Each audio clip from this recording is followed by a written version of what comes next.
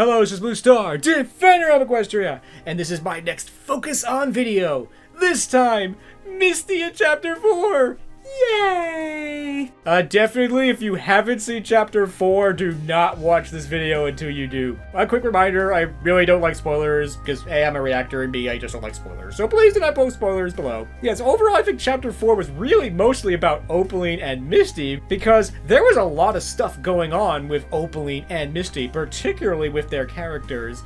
And I feel for Misty in this chapter because she has so many hard and difficult choices to make. They spent practically a whole episode with Misty just deciding, should I even leave Opaline? Because this is a hard choice. It really needed and deserved to have some serious time and thought put into it. It's not just simply, Opaline's mean to me, I'll just leave.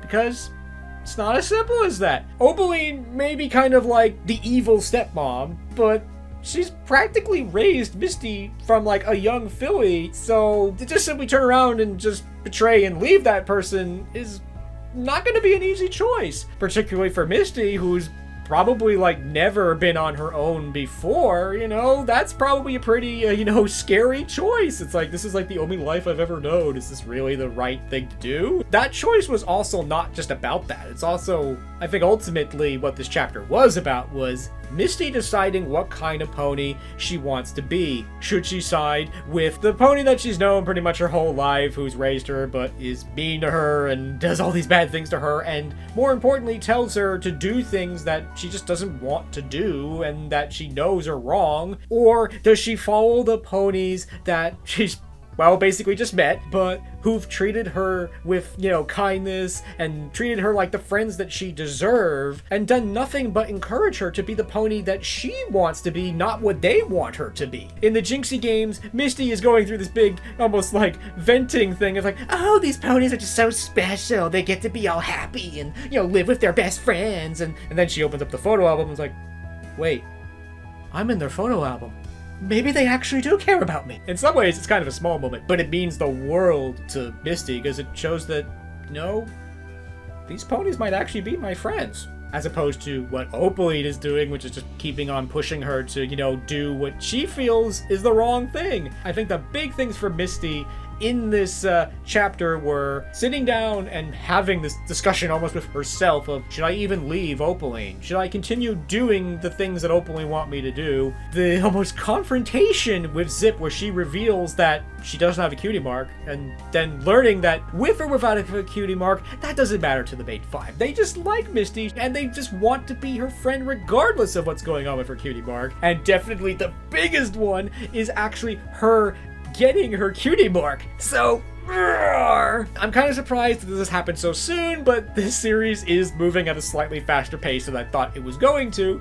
But this could be one of those things of where it's the ending of one thing but the beginning of another, so we shall see. I could do almost a whole video on, in some ways, the scenes in Sunny Side Up where Misty is basically sitting and rethinking her life. It kind of reminds me of that line from Attack of the Clones, I want to go home and rethink my life.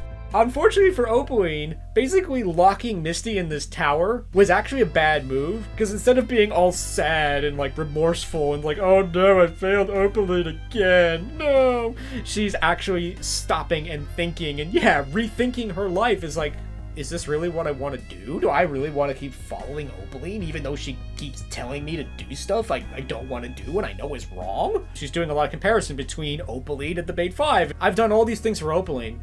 I still don't have a cutie mark. She's probably been lying to me from like the very beginning. And here's the Main Five who've shown me nothing but kindness and treated me like a friend. I'd rather be with them than Opaline. Feels like this is an easy choice. It's like, Opaline's mean to me, the Main Five are nice to me, but for like a pony like Misty who's been raised by this pony pretty much all her life, you just don't get up and just leave that pony, especially when you've never been on your own before. Is this really the best move for me? This is the only life I've ever known. And then decides, that's even more reason why I should go out and, experience more of it. This is all I've known. I want to go out there and see what else there is and maybe meet new friends and stuff. So, even though the episode was called Sunny Side Up, it was really more about Misty and her going through this process of deciding to leave Opaline and why she should leave Opaline and choose, these ponies who've she's basically just met, but have treated her like the friends that she deserved. So it was ultimately interesting to see her go through this process and to the reasons why she makes the choice that she does, and not just simply, I'm just gonna leave. No, because I'm gonna leave because Opaline has been lying to me from the beginning, and the main five have treated me like the friends that I deserved. This was a difficult choice, and I'm glad that they gave it the time that it deserved. So, roar. So the other big moment is when Zip basically confronts Misty after Misty has followed her into the restricted section. It was kind of tense, as most confrontations usually are. At this moment, Zip has totally been like, okay, that's it. I know you're up to something. I want to know what it is, and I want to know what it is right now. She only got part of the story, but yeah, she got the main thing is that, I don't have a cutie mark, Zip. Oh no. I kind of liked how Zip at first was like, yeah, I was right. But then immediately realizes that she's basically rubbing this in Misty's face, and she's sorry about that. It's like, oh, sorry, I didn't mean to rub it in. It's like, and then is all sympathetic and nice, because this is a pretty significant thing to Zip and, you know, MLP as a whole. This is like one of the few times, if only time, we've ever seen an adult pony that didn't have a cutie mark. We've seen ponies that have had cutie mark problems, but they had cutie marks. And because of that, she's almost like, I thought that if you knew, you wouldn't want to be my friend anymore. And she's so convinced that Zip is basically gonna just throw her out, but then Zip basically says, no, you can't leave, we need you, because we like you, Misty, and cutie mark or not cutie mark, we don't want you to leave, and we want you to be our friend. Roar. And in some ways, that's probably a revelation to her, because the cutie mark is something that she's been struggling for pretty much her whole life. Now she's being told that it doesn't matter if you have a cutie mark, we'll be your friends regardless.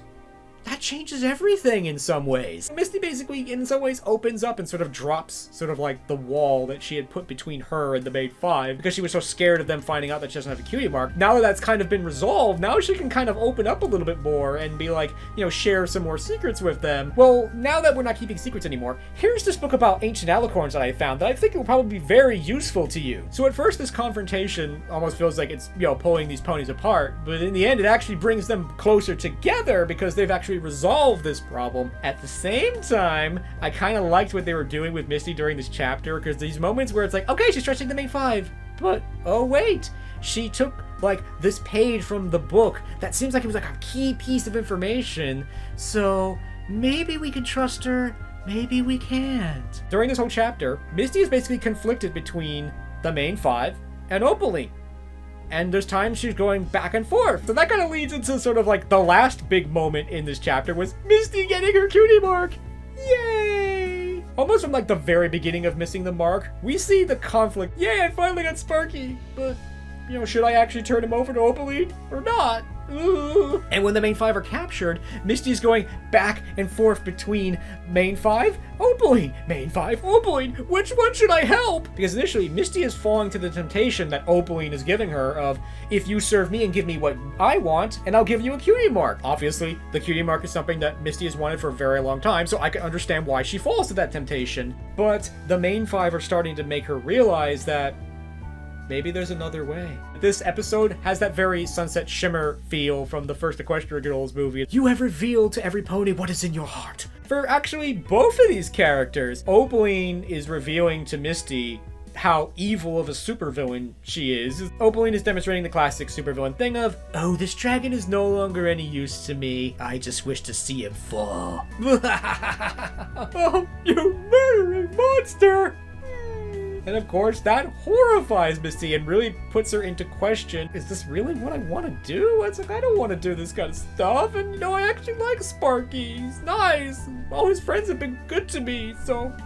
So Misty keeps going back and forth between the main five and Opaline, in some ways seeing what they're really like. Opaline is showing her bad side and her supervillain side, and the main five are a little upset, and rightfully so, because they were just betrayed by this pony that they thought was their friend. But however, Misty is remembering everything that they've done for her before, and how they treated her with nothing but kindness. They treated her as a friend, and it's time for her to be the same kind of friend that they were to her. So, roar! And in that moment, Misty is ultimately deciding what kind of pony she wants to be. She could be all evil and stuff like Opaline, or she could be friendly and kind like these ponies. And I really like the way that they sold this. Do I serve this evil supervillain and get my cutie mark, or do I not get my cutie mark and help my friends? And she's deciding, you know what? My cutie mark doesn't matter to me anymore. What matters to me is being the pony that I want to be. I just don't want to do the wrong thing anymore, and I want to go help my friends. So, roar! I like this line from the Halo 3 commentary of, what's the point of heroic actions if there's no consequences? Or more precisely, what's the point of heroic action if it's easy? If they sell this as a very heroic choice, she's basically giving up her cutie mark to be the pony that she wants to be and to go help her friends. That's great! Roar! But of course, it actually leads her to get her cutie mark because she's done the one thing that you actually need to do to get a cutie mark, and that's be true to yourself. In some ways, it's kind of been a disservice to the new fans that there hasn't been an episode where they actually talk about the cutie marks and how they work. For those who've seen Friendship is Magic, and particularly the episodes where they talk about cutie marks, it's kind of a little unnecessary because we already know how cutie marks work, but the new fans don't. And maybe that might have been the point, in that they're trying to make Misty in some ways choose between getting her cutie mark or not getting her cutie mark. If you've seen Friendship is Magic, you know that there is no pony, spell, or potion that can force a cutie mark. It basically comes from that pony understanding and realizing what makes that pony special. Because what a cutie mark is, it's what makes that pony unique and special. It's essentially who and what they are. When she stops being the pony that openly wants her to be and starts being herself, she starts to realize who she really is. For the first time, she's made in some ways her own choice, and in doing so, she made her mark. Yay! In some ways, the lesson here is you can truly only make your mark when you're true to yourself. So, roar! So Misty really has grown so much in this chapter, and it's just so nice. And I must admit, this has happened a lot faster and a lot sooner than I thought it was going to, in all honesty. Once that she gets her cutie mark, in some ways Opaline doesn't really have any hold over her and she could just leave. That could be very dangerous for Misty. Tell Your Tale and Make Your Mark are at this moment kind of differing in how Misty proceeds from here. It seems like in Tell Your Tale that Misty has essentially left Opaline entirely and is now almost a member of the main five, whereas in Make Your Mark, it almost seems like she's going to be like a double agent. Because yeah, Misty, one way or the other, is against Opaline now. I think that the image in the opening really does reveal like the double agent Misty. It's like, hi Opaline, I actually don't really want to help you very much anymore. Because now that Misty has a cutie mark, it's only going to be a matter of time until Opaline realizes that, wait a minute, you have a real cutie mark? When did that happen? Misty can't cover her cutie mark with her tail forever. Opaline's going to notice eventually. So that might be happening sooner rather than later. In some ways, that'd be good. But it'll be also be kind of weird because now Opaline will be without a minion and she'll just sit in the castle all by herself. But in any case, I look forward to seeing where all that goes and seeing what's next for Misty. So, roar!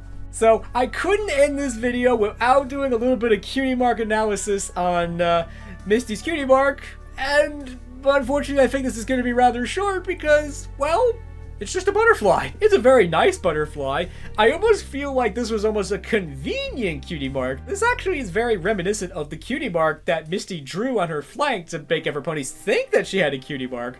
But here it's actually all filled in and it's colored and stuff, so maybe that kind of shows her character growth. It shows from her, in some ways, almost being like blank, of like, I don't really know what I want to do or what kind of pony I want to be, but now that she's decided what kind of pony she is, now all those like empty areas are now filled in with color. So not to mention seeing Tell Your Tale, and it looks like Misty's mane is going to be changing color at some point in the future, and more reflects the colors in that cutie mark. I guess it kind of reveals that she kind of is a butterfly, because she spent all this time in some ways changing from one pony to another pony, and now that she's decided what kind of pony she wants to be, this is her in her true form, so Yay! As always, we haven't really gotten to know, like, the true Misty all that well, especially with the moment in Tell Your Tale, where she's struggling to find what her sparkle is, and she finds it when she's basically just talking and bonding with Sunny, so I'm not really sure what that means. Even though she's firmly with the main five now, maybe this means that she's like a social butterfly of some kind? Or her special talent is actually like bonding and getting to know some of those ponies? So yeah, her cutie mark is a little unclear at this moment, but in some ways that kind of makes sense, because Misty has only just decided to be the pony that she really is and that she wants to be, so both her and us, in some ways, are still kind of learning the kind of pony that she really is. So I'm looking forward to learning more about Misty and seeing what kind of pony she really is. So, roar! So overall, I really liked Misty in this chapter because they show that she's going through something really hard and difficult, but they gave her the right amount of time to actually make these very difficult decisions. But now that she's making those choices, she's deciding what kind of pony she wants to be. And she's really taking control and saying, no, I don't want to follow Opaline and be the pony she wants me to be. I want to be the pony that I was meant to be and that I want to be. And I'm just so proud of you for that, Misty, and I'm so glad that you finally made your mark and are friends at the main five. It's just so beautiful. So I look forward to seeing more from Misty and seeing what kind of pony she grows into and seeing in some ways what the true Misty is, because so far what I've seen I really like and I look forward to seeing more. So, roar. So, I hope you enjoyed this video, and as always, thank you for commenting, liking, and subscribing, and until next time, this is Blue Star. Stay strong and pony on. Blue Star out.